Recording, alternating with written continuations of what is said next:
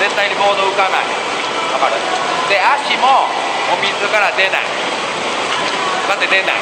まだお水の中で息。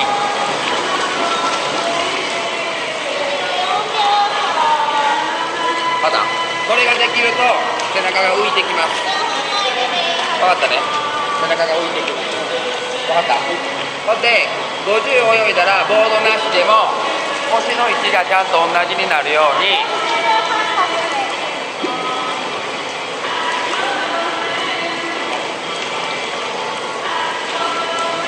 わかる？腰がしっかり浮いて同じ位置でできるように。